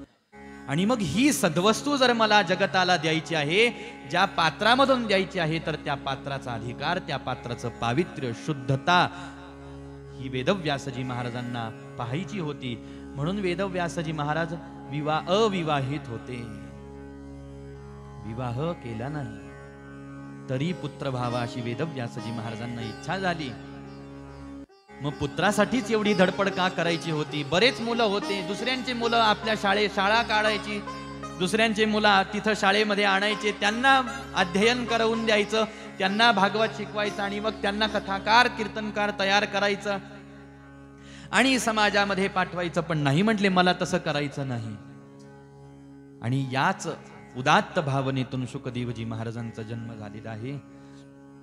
भागवताला शोभा शुकदेवांमुळे आहे आणि शुकदेवांची शोभा भागवतामुळे आहे.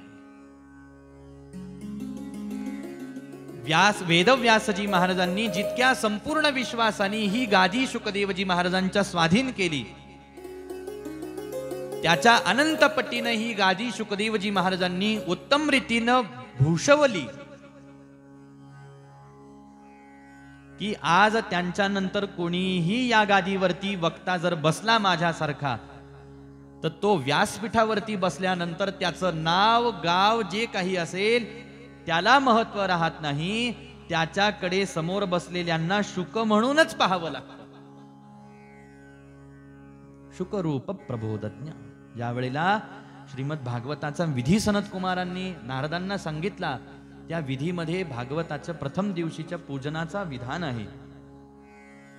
आणि त्या विधानामध्ये अशा ज्या कोणी कथाकारांना मी पाचारण केलं यजमानाने, त्यांनी त्या व्यासांचं, त्या शुकमूर्तीचं पूजन करावं, भागवत कथाकाराचं. आणि पूजन करत असताना मी त्या महाज्ञानी, त्या परमज्ञानी श्री शुकदेवांचं पूजन करतो आहे, त्यांच्या समोर बसलेलो आहे आणि मी त्यांची वाणी ऐकतो आहे, ही धारणा आपल्या मनामध्ये आणायला सांगितली. याच्यावरून आपल्याला कळतं की शुकदेवांनी ह्या गादीला किती उत्तम पद्धतीनं भूषवलं. शुकदेवजी महाराजांना आता ही एवढी काळजी जर वेदव्यासजी महाराजांनी घेतली, तर शुकदेवजी महाराजांनी अजून त्याच्या पुढं पाऊल टाकलं. मला गुरु महाराजांनी सांगितलं, शुका, मी तुला सांगितलेली कथा तू सगळ्या माणसांना वर्णन करून सांग. यांनी वचनही दिलं मी सगळ्यांना सांगेल, पण कोणालाच कथा सांगायला हे तयार नाही. आता व्यासांना वाटत नसेल का मी एवढं याला तप करून प्रगट केलं, भगवान शंकरांना शुकरूपामध्ये जन्म घ्यायला लावलं, याला मी कथा सांगितली, तू अधिकारी आहे म्हणून हे तुला दिलं, आणि शुकानी काय केलं? काहीच नाही. तशीच हृदयामध्ये कथा ठेवली, मला सांगून गेला मी सगळ्यांना कथा सांगेन, आणि कोणालाच कथा सांगायला तयार नाही. मग माझा शुक असं का करतो आहे हे व्यासांना वाटलं नसेल का? पण व्यासांना वाटलं असेल का नसेल, तिकडं जाण्यापेक्षा शुकदेव का कथा सांगत नाहीत या प्रश्नाकडे जर का आपण गेलो, तर शुकदेवजी महाराजांचा भाव आपल्या लक्षात येतो की जी काळजी वेदव्यासजी महाराजांनी घेतली तीच काळजी शुकदेवजी महाराज घेत आहेत, पण वेगळ्या पद्धतीनं घेत आहेत. आता मला वक्ता घडवायचा नाही, आता मला श्रोत्याला श्रोत्याच्या जागेवरतीच ब्रह्मस्वरूप करायचं आहे. भागवतासाठी वक्ता मी झालेलो आहे. आता माझ्या समोर जो कथा ऐकायला येईल, मला त्याला वक्ता नाही बनवायचं, मला त्याला श्रोताच ठेवायचा आहे. पण त्याचा श्रोतृत्व गुण इतका विलक्षण असला पाहिजे की त्यांनी कथा ऐकावी आणि ऐकता ऐकता तो ब्रह्मस्वरूप होऊन जावा. म्हणून लक्षात घ्या, पहिल्या दिवशी महात्म्याच्या संबंधामध्ये आपण ऐकलं, कालही कथा सुरू करताना आपण वाक्य ऐकलं, एक लक्षात असेल नसेल कोणाच्या ठाऊक नाही, पण ते वाक्य असं होतं की इथं काहीच करत नाही आपण विशेष कृती, इथं आपण नुसतं बसून राहतो आणि नुसतं ऐकत राहतो. ऐकण्याने उद्धार झाला, ऐकण्याने उद्धार होतो, ऐकण्याने उद्धार होईल. पण कसं ऐकल्याने, कसा श्रोतृत्वाचा गुण आपल्यामध्ये असला पाहिजे, त्याच्यासाठी मग शुकदेवजी महाराजांच्या मनातली अपेक्षा काय आहे ते आपल्याला पाहावं लागेल. शुकदेवजी महाराज विचार करतात, जसा मी अधिकारी वक्ता आहे तसा अधिकारी श्रोता मला प्राप्त झाला पाहिजे. आणि मग अशा अधिकारी श्रोत्याचा जन्म कुठं झाला? उत्तर दिलं, पांडवांच्या कुळामध्ये जन्म झाला.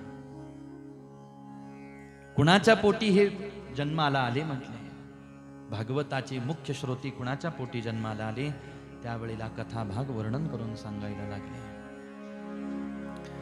यदा मृधे कौरवसृञ्जयानां वीरेश्वथो वीरगतिं गतेषु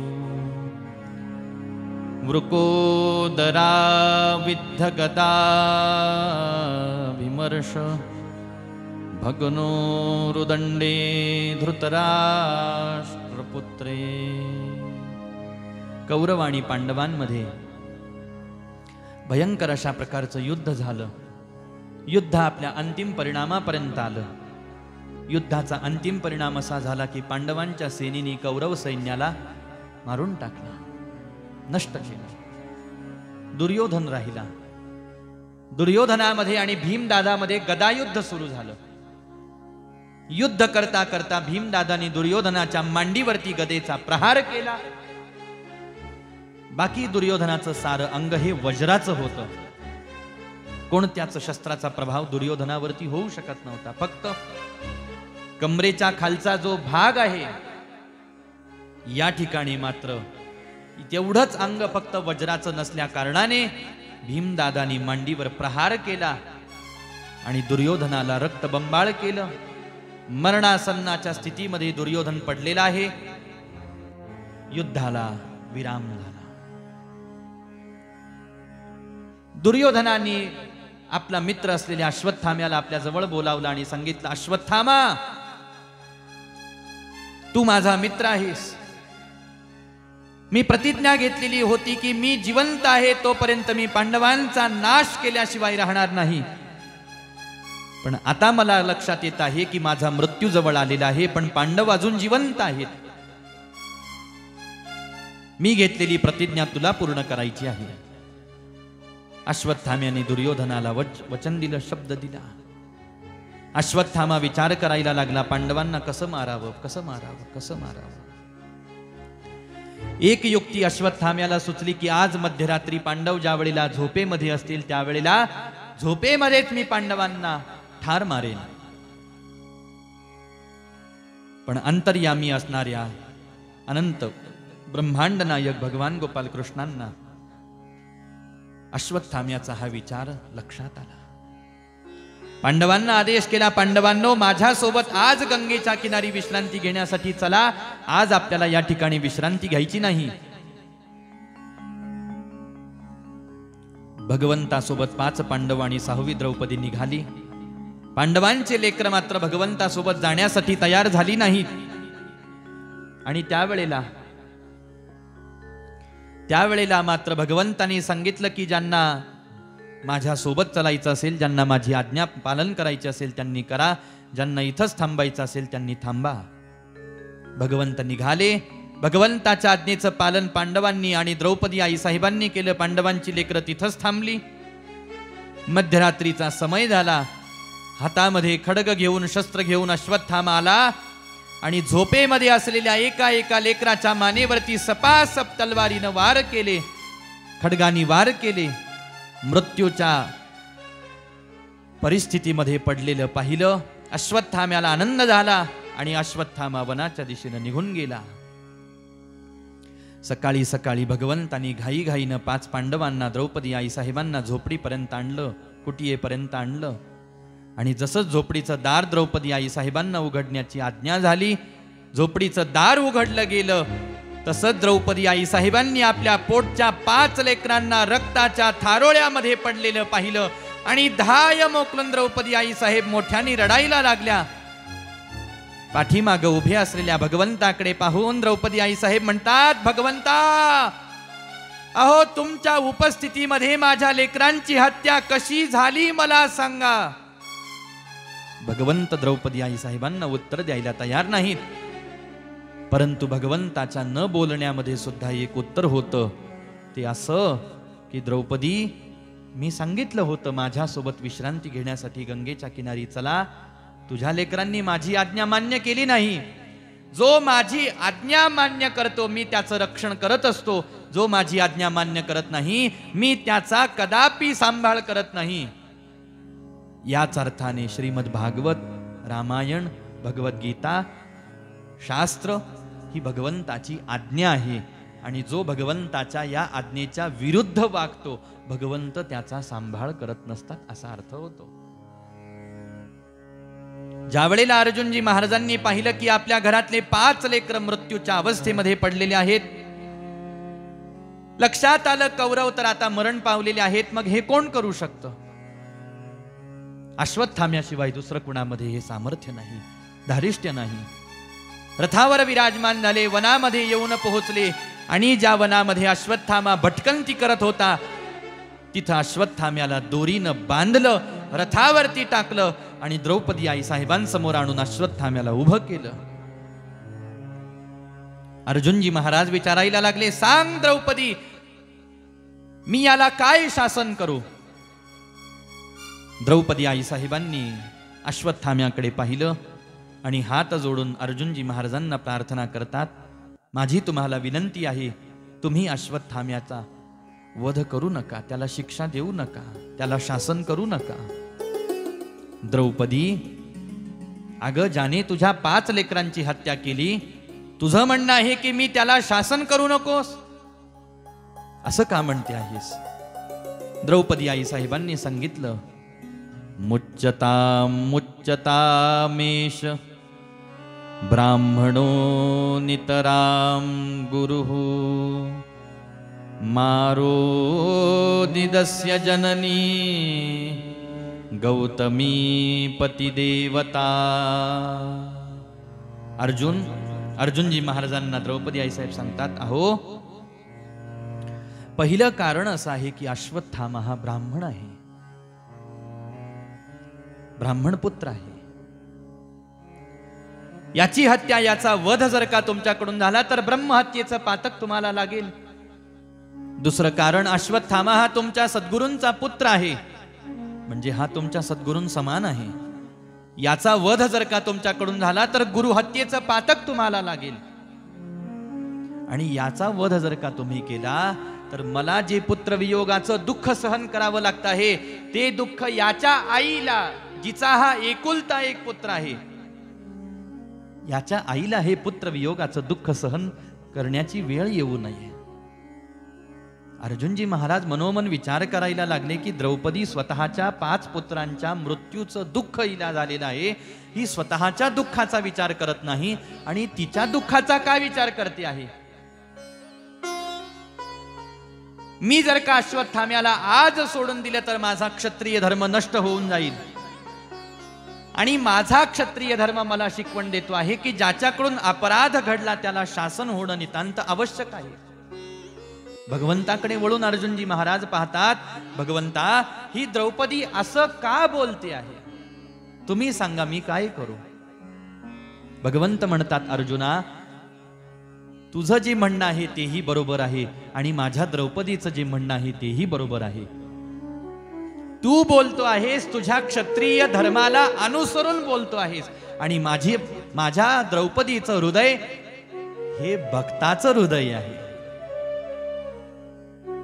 भक्ताला अनुसरून माझ्या द्रौपदीचं बोलणं आहे. म्हटले, भक्ताचं हृदय, साधूचं हृदय, संताचं हृदय कसं आहे? स्वतःला किती जरी दुःख झालं तरी सुद्धा आपल्याकडून कोणालाही शारीरिक, मानसिक, वाचिक कोणत्याही प्रकारचं दुःख माझ्याकडून जीवाला होता कामा नये, अशीच इच्छा भगवंताच्या निष्ठावान अनन्य भक्ताची असते. तो शरीराने कोणाला दुखवत नाही, वाणीनं कोणाला दुखवत नाही, आणि मनाने कोणत्याही जीवाला तो दुःख दान करत नाही. असा जो आहे, भगवंत म्हणतात, अद्वेष्टा सर्वभूतानां मैत्रः करुण एवच, असा जो आहे तो माझा भक्त आहे. आणि द्रौपदी आई साहेब या भक्ताचं दर्शन आहे, दर्शन करवून देतात तुम्हाला मला. म्हटले, पण आता मी काय करू? अश्वत्थाम्याला तर मी दोरखंडाने बांधून आणून उभं केलेलं आहे आणि मी प्रतिज्ञा सुद्धा घेतली, मी याला शासन करेन. आता माझ्या प्रतिज्ञेचं काय? त्यावेळेला भगवंताने सांगितलं, अर्जुना, तू याला जिवंतही सोडू नकोस आणि याला मारूही नकोस. अर्जुनजी महाराजांना समजायला वेळ लागला नाही. जटा वाढलेल्या होत्या अश्वत्थाम्याच्या, अर्ध्या जटा वपन केल्या, कापून टाकल्या. मस्तकावरचा मणी होता तो कापला, रक्तबंबाळ केलं अश्वत्थाम्याला आणि वनाच्या दिशेने हाकलून दिलं. द्रौपदीनं सांगितलं, ब्राह्मण पुत्र आहे, गुरुपुत्र आहे, याचा हा अवध्य आहे, वध करण्याजोगा नाही, पण तरी सुद्धा याचा वध करायचा आहे. मग कसा करावा? तर शास्त्रांनी एक मधला मार्ग, भगवंतांनी एक मधला मार्ग सांगितला. समाजातला असा जो अवध्य घटक असतो, माननीय जे व्यक्ती असतात, ज्यांना समाजामध्ये मान आहे, सन्मान आहे, शास्त्राच्या दृष्टीने ते अवध्य आहेत, त्यांना मारता येत नाही, मग त्यांचा वध काय आहे? अपमानित करणे हाच त्यांचा वध आहे. आणि अपमान करण्यासाठी कोणती क्रिया केली जाते शास्त्राच्या दृष्टीनं? वपनम, द्रविणादानम, स्थानान्निर्यापणम तथा. 3 गोष्टी सांगितल्या या प्रसंगामध्ये. त्यापैकी वपनम म्हणजे त्याचे केस काढून टाकले, अथवा द्रविणादानम त्याच्याकडून जसा अपराध घडला त्या दृष्टीनं अनुकूल विचारवंतांनी विचार करून तेवढं द्रव्य, तेवढं कर त्याच्याकडून वसूल करून घेणे. कोर्टामध्ये आजही जज साहेब सांगतात ना, एखादा अपराध आपण आता सिग्नल तोडलं तर ते म्हणतात हा भरा दंड, एवढे रुपये द्या. का सरळ बेड्या आणतात? नाही नाही, प्रत्येक गुन्ह्यानुसार त्या पद्धतीचं शासन नियंत्रित केलेलं आहे. आणि 3रं शासन सांगितलं, स्थानान्निर्यापणम तथा. देश निकाला ज्याला असं अलीकडच्या भाषेमध्ये म्हणतात, की त्याला हकलपट्टी त्याची करून टाका, हकलून द्यावं त्याला. तसं अर्जुनजी महाराजांनी वपन केलं, त्याला रक्तबंबाळ केलं, जखमी केलं, अपमानित केलं आणि हकलून दिलं, जा. आता एखाद्याला असं अपमानाचं जीवन दिलं तरी सुद्धा अश्वत्थाम्यासारख्यांसाठी तर ते क्षणाक्षणाला मृत्यूचं दुःख आहे महाराज. एक वेळेला मृत्यू परवडला, पण अपमान दिसती तेवढी सोपी गोष्ट नाही. आणि हा अपमान याला पचवायचा आहे, कारण हा चिरंजीव आहे. अश्वत्थामा वनाच्या दिशेने निघून आला. भगवंतानी द्रौपदी आई साहेबांचं सांत्वन, अर्जुनजी महाराजांचं सांत्वन, युधिष्ठिरजी महाराजांचं सांत्वन केलं. पण इकडं अश्वत्थाम्याला एक वार्ता कळाली की हे अश्वत्थामा, ज्या पांडवांचा वंश नाहीसा करण्याचा तू प्रयत्न केला त्या पांडवांचा वंश नाहीसा झालेला नाही. अभिमन्यूची धर्मपत्नी उत्तराईच्या उदरामध्ये अभिमन्यूचं बाळ वाढत आहे. अश्वत्थाम्याला वार्ता कळाल्याबरोबर अश्वत्थाम्याने विचार केला, आता मी त्या जन्माला येणाऱ्या बाळाच्या जन्माची वाट सुद्धा पाहणार नाही. मी आई सगट त्याची हत्या करेन, त्याचा वध करेन. ब्रह्मास्त्र प्राप्त झालेला आहे. ब्रह्मास्त्राचा प्रयोग अश्वत्थाम्याने उत्तराई साहेबांच्या देहाकडे जसाच केला, ते ब्रह्मास्त्र उत्तराई साहेबांच्या देहाला येऊन लागलं. त्यावेळेला उत्तराई साहेब भगवंताचा धावा करायला लागल्या. जसाच भगवंताचा धावा केला, शंख चक्र गदा पद्म आपल्या हाती धारण करून, चतुर्भुज रूप धारण करून परमात्मा प्रगट झाले. सुदर्शन चक्र सोडलं, उत्तराई साहेबांच्या देहाभोवती गोल गोल गोल गोल घिरट्या घालायला लागलं. ब्रह्मास्त्राचा प्रभाव कमी होऊन गेला, पण देवाला चिंता वाटायला लागली उदरामध्ये असलेल्या बाळाची. माझ्या सुदर्शन चक्राने उत्तरेच्या देहाचं रक्षण केलं, ब्रह्मास्त्र मागं सरकलं, पण ते ब्रह्मास्त्र उत्तराई साहेबांच्या देहाला येऊन लागलेलं होतं. आता बाळापर्यंत त्याचा प्रभाव जाण्याची शक्यता आहे. आणि मग त्यावेळेला भगवंतानी अंगठ्या एवढं रूप घेतलं, उत्तराई साहेबांच्या उदरामध्ये प्रवेश केला आणि बाळाच्या भोवती गोल गोल गोल गोल घिरट्या घालायला लागले. उदरामध्ये असलेलं ते बाळ भगवंताकडे कुतूहलाने पाहायला लागलं, एकटक पाहायला लागलं. एवढा सर्वांग सुंदर अशा प्रकारचा हा दिव्य पुरुष कोण आहे, असा विचार त्याच्या मनामध्ये यायला लागला. ब्रह्मास्त्राचा प्रभाव कमी झाल्याबरोबर भगवंत अंतर्धान झाले. यथा योग्य समयाला उत्तराई साहेबांनी ज्या बाळाला जन्म दिला त्याच बाळाचं नाव परीक्षिती असं ठेवलं गेलं. यांचं मूळ नाव विष्णुरात असं होतं, पण यांना परीक्षिती असं संबोधन मिळालं आणि सगळेजण यांना परीक्षिती म्हणूनच ओळखायला लागले. का? कारण हे ज्या वेळेला जन्माला आले त्यावेळेला उदरामध्ये आपण जे भगवंताचं दर्शन घेतलं त्या दर्शनाची स्मृती यांच्या मनामध्ये कायम होती. ते सगळं आठवत होतं. जन्माला आले आणि त्या पुरुषाचं जे दिव्य सौंदर्य मी माझ्या डोळ्यांनी पाहिलं त्यालाच पुन्हा पुन्हा पुन्हा पुन्हा पाहण्याची इच्छा यांना व्हायला लागली. म्हणून हे बाहेर सगळ्या माणसांकडे पाहायला लागले, तर इथं सगळे तर 2 हाताचे दिसायला लागले. बरं 2 हात का असत नाही यांना, पण त्याचं जसं तेज होतं तसं या माणसांचं तेज नाही.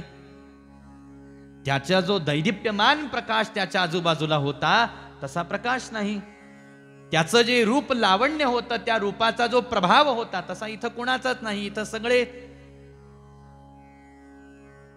आणि मग परीक्षण करायला लागले. तो 4 हाताचा कुठं आहे, कुठं आहे, कोण आहे, कोण आहे, कोण आहे. प्रत्येकामध्ये त्याला पाहण्याचा प्रयत्न, प्रत्येकामध्ये त्याला पाहण्याचं परीक्षण करणारे जे आहेत ते परीक्षिती म्हणून प्रसिद्ध झाले.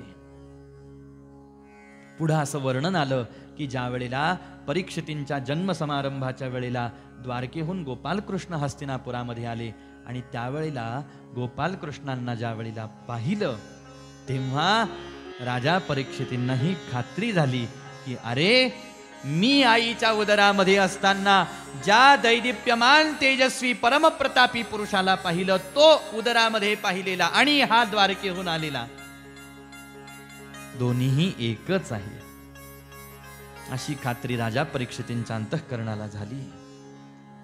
परीक्षितींचा जन्म झाला. आता महाभारताचं युद्ध ही संपुष्टामध्ये येऊन गेलं. धर्मदादांचा राज्याभिषेक सोहळा झालेला आहे. भगवंतांनी विचार केला की आता आपलं हस्तिनापुरामधलं काम पूर्ण झालं आणि भगवंत द्वारकेला जाण्यासाठी निघाले. रथावर बसले. रथ निघाला. सारा पांडव परिवार भगवंतांना निरोप देण्यासाठी येऊन पोहोचलेला आहे. भगवंताला जाताना कुंती आई साहेबांनी पाहिलं. रथामध्ये विराजमान झालेल्या भगवंताकडे पाहून कुंती आई साहेबांचं हृदय व्यथित झालं, व्याकुळ झालं, राहावलं नाही. आणि कुंती आई साहेबांनी भगवंताला मोठ्याने आवाज दिला, भगवंता.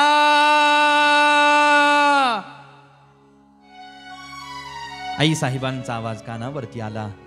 भगवंत रथामधून खाली उतरले. कुंती आई साहेबांकडे वाटचाल करत यायला लागले. कुंती आई साहेब भगवंताकडे यायला लागल्या. दोघही जण एकमेकांच्या जवळ आल्याबरोबर भगवंत कुंती आई साहेबांना नमस्कार करण्यासाठी जसेच खाली वाकले, कुंती आई साहेबांनी भगवंताच्या खांद्याला हात लावले. नमस्कार करू दिला नाही. आत्या, अगं तू मला का नमस्कार करू देत नाहीस?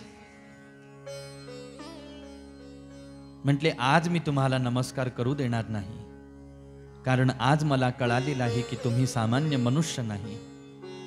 आत्या, असं काय बोलते आहेस तू? मी सामान्य मनुष्य नाही, मग मी तुला कोण दिसतो आहे? त्यावेळेला कुंती आई साहेब म्हणतात, नमस्ये पुरुषं त्वाद्य मीश्वरं प्रकृते परम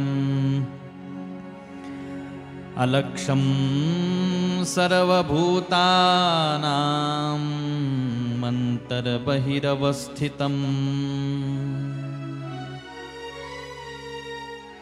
कुंती आई साहेब म्हणतात, आज मला कळालेलं आहे की तुम्ही सामान्य मनुष्य नाही, तर साक्षात अनंत ब्रह्मांड नायक परब्रह्म परमात्मा आहात. आतापर्यंत मी तुमच्याकडे पाहत होते, सामान्य भावानी पाहत होते, माझ्या भावाचा वसुदेवाचा मुलगा आहे म्हणून पाहत होते, पण आज माझ्यावरती तुमची कृपा झाली आणि मला कळालं तुम्ही साक्षात परब्रह्म परमात्मा आहात. हे ऐकून भगवंतांना सुद्धा आनंद झाला. भगवंत म्हणतात, मग आता तुला जर का कळालेलं आहे कुंती मी परमात्मा आहे, तर आता मी द्वारकेला निघालेलो आहे. तुला माझ्याकडे काही मागायचं असेल तर माग. कुंती आई साहेब म्हणतात, भगवंता, अगोदर तुम्ही द्वारकेला का निघालेला आहात मला सांगा. म्हटले, आता माझं हस्तिनापुरामध्ये काही काम राहिलं नाही. कौरवांचा वध झालेला आहे. धर्मदादा म्हणजे तुझा ज्येष्ठ पुत्र हा आता राजा झालेला आहे. सर्व प्रकारचं आदिभौतिक सुख पांडवांना मिळालेलं आहे. म्हणून आता माझं काम संपलं.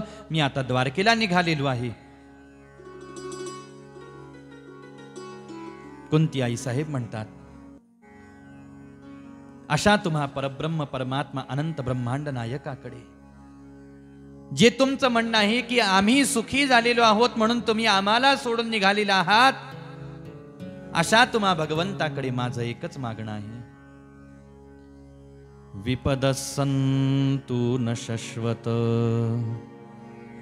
तत्र तत्र जगद्गुरो भवतो दर्शनं यस्यात् पुनर्भवदर्शनम्.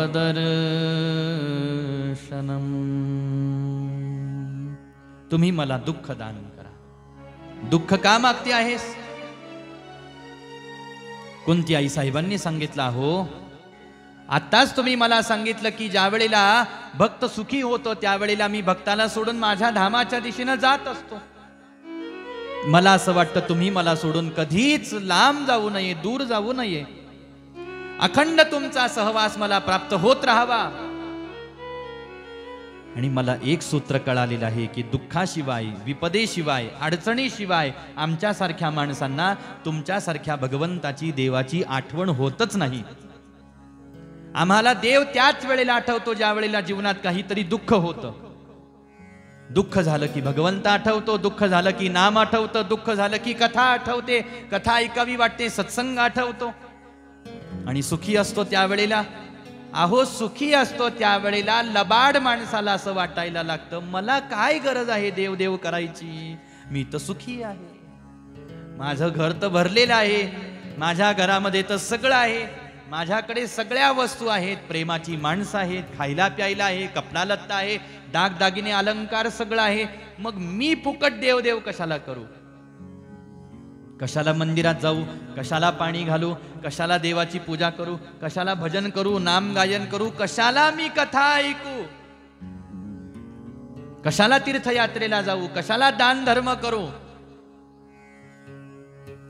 परंतु कुंती आई साहेब म्हणतात, हा माणसांचा स्वभाव, हा आमच्यासारख्यांचा स्वभाव मला ठाऊक आहे, म्हणूनच मी तुमच्याकडे हे मागणं मागते आहे भगवंता की तुम्ही मला विपदा द्या, दुःख द्या, संकट द्या.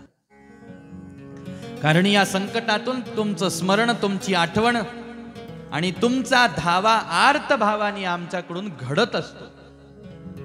त्याच्याशिवाय हे आमच्याकडून होणं अत्यंत आवश्यक, अत्यंत अवघड आहे.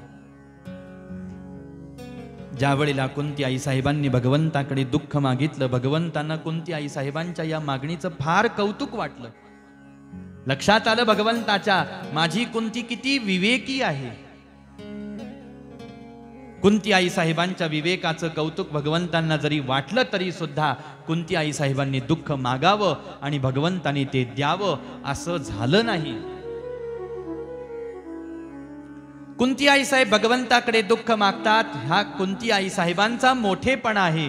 कुंती आई साहेबांचं हृदय, मन मोठं झालं महाराज. आपलं मन देवाकडे सुख मागता मागता थकत नाही.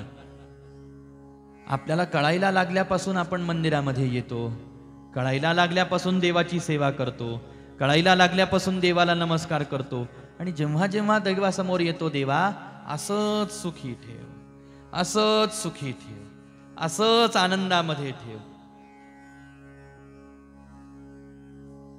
कधी तुम्ही मला हे कशाला सुख दिलं भगवंता, जरासं दुःख दिलं असतं तरी चाललं असतं, जाऊ द्या, आतापर्यंत दिलं नाही, आता दुःख द्या, असं म्हणायची आपली हिम्मत होईल का? का होणार नाही? कुंती आई साहेबांची हिम्मत का झाली? तर या प्रसंगामध्ये फार गोड श्लोक कुंती आई साहेबांच्या मुखाला दिलेले आहेत वेदव्यासजी महाराजांनी. इथं कुंती आई साहेब भगवंतानी आमचं रक्षण कसं केलेलं आहे त्याचं वर्णन करून दाखवतात. माझा भीम ज्या वेळेला लहान होता त्यावेळेला या दुर्योधनादिक मंडळींनी प्रसादामध्ये विष कालवून माझ्या भीमाला खायला दिलं होतं. आणि भीम तो भीम माझा, त्याला खाण्याचा नाद, समोर पदार्थ आले त्यांनी खाल्लं, पण त्या विषाचा प्रभाव माझ्या भीमावरती झाला नाही. नंतर अशी परिस्थिती आली, भयानक परिस्थिती आली की आमचे जे सख्खे आहेत त्यांनीच आम्हाला परक करून टाकलं, हाकलून दिलं. आमच्या नावचं जे राज्य आहे, ज्याचा वाटा आम्हाला प्राप्त होणं आवश्यक होतं, ते त्यांनी कपट केलं, कारस्थान केलं, आमच्या हातातून हिसकावून घेतलं, आम्हाला घराच्या बाहेर हाकलून दिलं. वनवास कृच्छ्रतः, आम्हाला वनवास प्राप्त झाला. बरं, हा वनवास काही 2-4 वर्षांचा नाही ना महाराज. पांडवांचं अर्ध आयुष्य वनवासातच गेलं.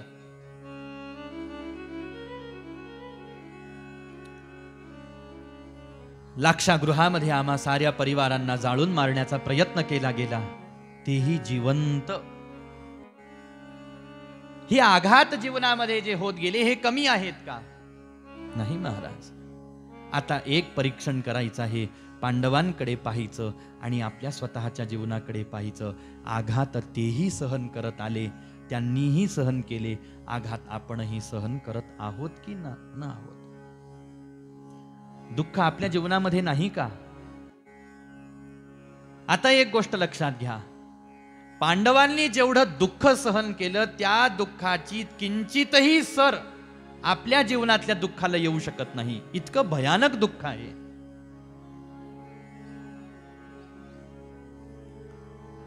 आणि त्यांच्या तुलनेमध्ये तर आपल्याला असं म्हणता येईल की आपण फार सुखी आहोत. पण चला, आपलं मन फार छोटं आहे, आपली बुद्धी फार संकुचित आहे, आपलं धैर्य, आपली सहनशक्ती फार कमी आहे असं आता आपण समजू. आता जेवढं दुःख आहे आपल्या जीवनामध्ये, आपल्याला तेच खूप वाटतं. असं वाटतं मी किती दुःखी आहे, किती दुःखी आहे, किती दुःखी आहे. मान्य. आता तुलना करायची. दुःखी तेही आहेत, दुःखी आपणही. आघात त्यांनीही सहन केले, आघात आपणही सहन करत आहोत महाराज. पण प्रश्न असा आहे, हे आघात सहन करत असताना त्यांनी काय केलं, आपण काय करत आहोत? त्यांनी काय केलं हे पाहत असताना साधू संत महात्मे त्यांच्या कार्याचं, कृतीचं वर्णन करताना म्हणतात, पाहते पांडव अखंड वनवासी, पाहते पांडव अखंड वनवासी, पाहते पांडव अखंड वनवासी, पाहते पांडव अखंड वनवासी, पाहते पांडव अखंड वनवासी, पाहते पांडव अखंड वनवासी, पाहते पांडव अखंड वनवासी, पाहते पांडव अखंड वनवासी, परित्या देवासी आठविते,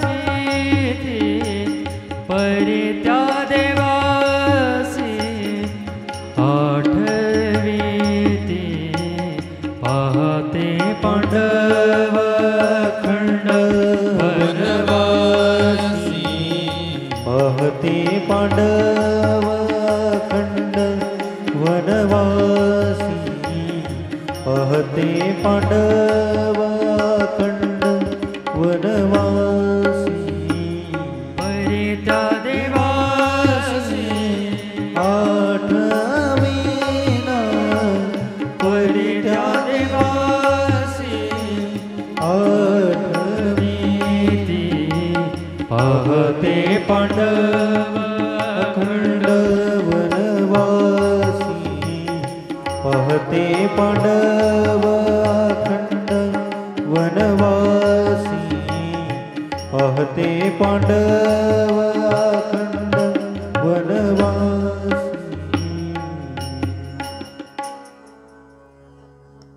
पाहते पांडव अखंड वनवासी. अखंड वनवासी. आपल्याला तरी राहायला घर आहे, कसं का असं ना. कोणी म्हणेल आमच्याकडे पत्राचं आहे, आहो घर तर आहे ना.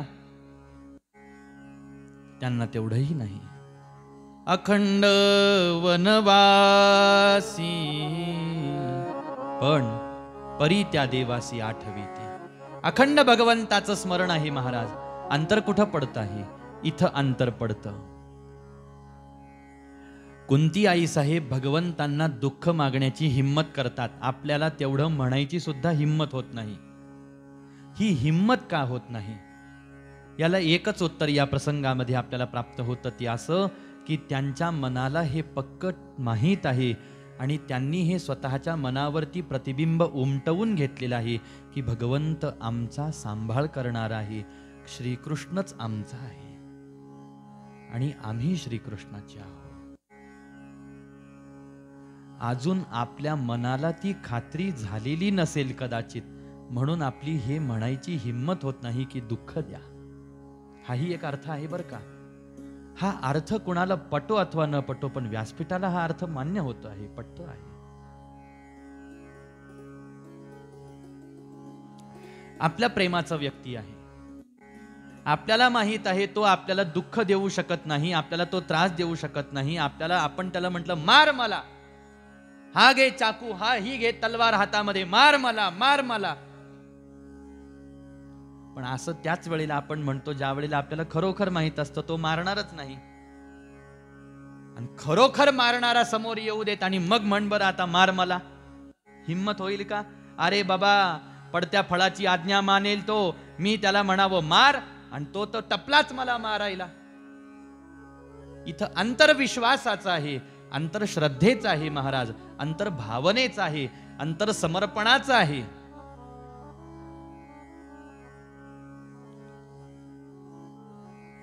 अंतरसमर्पणाचा आहे. त्यांना ठाऊक आहे की भगवंता माझा सांभाळ करणारी आहेत, माझं रक्षण करणारी आहेत.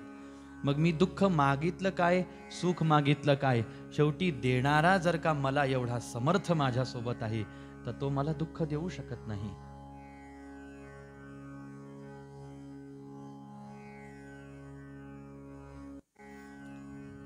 म्हणून दुसरं काही मागायचं का तुला? तर म्हटले दुसरंही मला काही मागायची इच्छा नाही भगवंता तुमच्याकडे, कारण अगोदर तुम्ही मला पुष्कळ सारं काही दान करून ठेवलेलं आहे. म्हणून मला या जगतातल्या दुसऱ्या कोणत्याही पदार्थाची कामना नाही, आसक्ती नाही, दुसऱ्या कोणत्याही पदार्थाची वासना माझ्या मनामध्ये उत्पन्न होऊ शकत नाही किंवा सध्या नाही. म्हणून मला काही नको. अगोदरच तुम्ही जे मला देऊन ठेवलेलं आहे त्याच्याने मी कृतकृत्य झालेली आहे, कृतकृत्य झालेलो आहे. हा कृतज्ञ भाव कुंती आई साहेबांच्या मनामध्ये प्रगट झाला. म्हणून विश्रांती घ्यायची.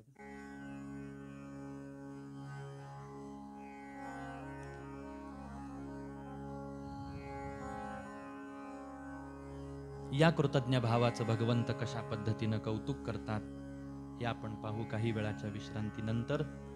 या ठिकाणावरती आपण 5 ते 10 मिनिटाची विश्रांती घेऊ. चहाचा प्रसाद उपलब्ध झालेला आहे, साऱ्यांनी तो प्रसाद घ्यावा ही नम्र विनंती. आणि पुन्हा एक वेळेला 5 ते 10 मिनिटाच्या विश्रांतीनंतर लगेच हरिकथेला सुरुवात. गोपाल कृष्ण भगवान की जय. श्री शुकदेव भगवान की जय.